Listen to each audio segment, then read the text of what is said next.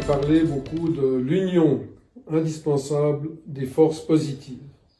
C'est aussi important de nommer les forces négatives, notamment Kissinger, Bill et Melinda Gates, les Rockefeller, les Rothschild, l'OMS qui est dirigée par un Éthiopien qui semble-t-il n'est même pas un médecin, Soros de son vrai nom, Schwarz qui veut dire noir, Jacques Attali. Mais du côté positif, nous avons des scientifiques positifs comme le docteur Raoult, le docteur Luc Montagnier, prix Nobel de médecine, et des tas de forces dans de nombreux domaines, dans de nombreux pays, mais qui malheureusement sont divisées.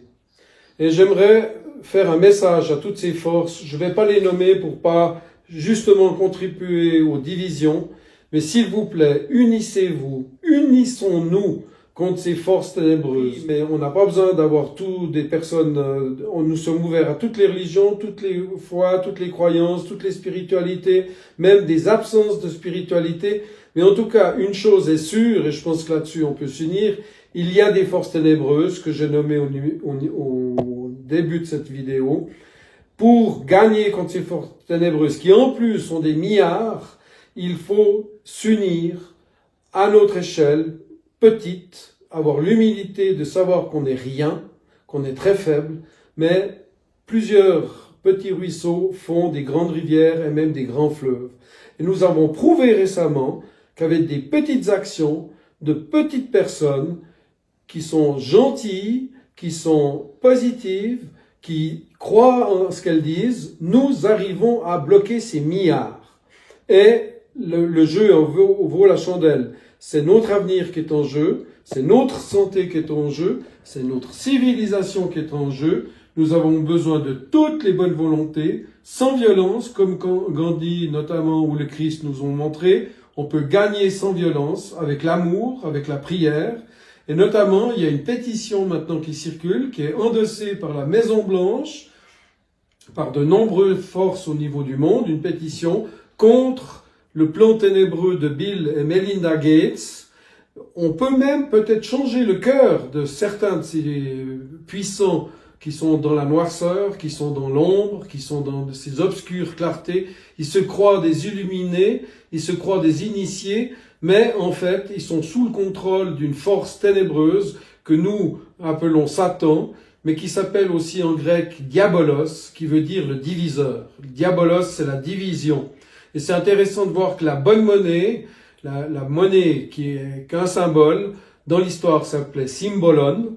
On parle des bâtons de comptage, on parle des talistiques, on parle des purs symboles qui devraient être la monnaie du monde futur, qui était la monnaie du passé et qui marchait très bien pendant des siècles. Eh bien, le contraire du symbolon, du symbole positif, s'appelait le diabolon. Et le diabolon, c'est diabolos. Et actuellement, arrêtez d'adorer les diabolos, arrêtez d'adorer ces monnaies, les dollars, l'or, les euros, les yens, les yuan et toutes ces choses, même le franc suisse, c'est des diabolos. Unissez-vous sur des symbolons, faites vos systèmes monétaires avec des bouts de bois, ça s'appelle des bâtons de comptage, des talistiques. Pendant des siècles, l'Europe est devenue très riche avec des symboles.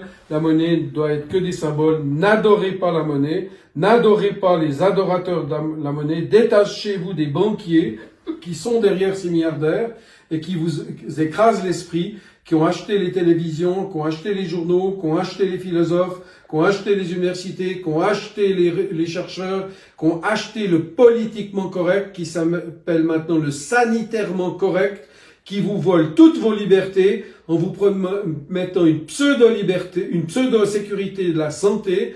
Ils vont vous infliger l'obligation du vaccin qui va vous rendre tous malades, tous autant qu'on est. Cessez ce jeu pervers, cette perversion, cette abomination de pervers narcissiques qui eux-mêmes sont malheureux et qui veulent entraîner dans un gigantesque trou noir toute la civilisation humaine. Moi, je préfère qu'on m'appelle le troublant.